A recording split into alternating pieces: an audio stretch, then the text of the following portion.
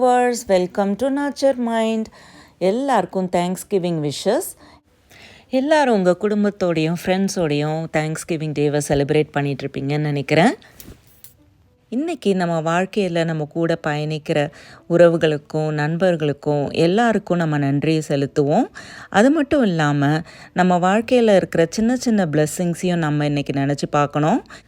இன்றைக்கி மட்டும் இல்லாமல் எல்லா நாளுமே நம்ம கிராட்டிடியூடை ப்ராக்டிஸ் பண்ணணும். அதாவது எப்போவுமே நம்ம நன்றி உணர்வோடு இருக்கணும். அனைவருக்கும் நன்றி நவிழல் நாள் வாழ்த்துக்கள்.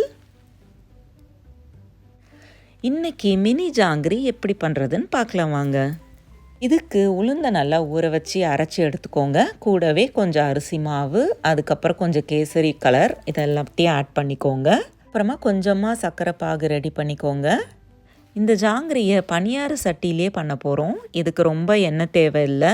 நம்ம ரெடி பண்ணி வச்சுருக்க மாவை இந்த மாதிரி ஜிப்லாக் பேக்கில் போட்டு சின்ன சின்ன ஜாங்கிரியாக பிழிஞ்சு எடுத்துட வேண்டியது தான். நல்லா 2 பக்கமும் வேகட்டும். இதை நல்லா திருப்பி போட்டு ரெடி பண்ணிக்கலாம்.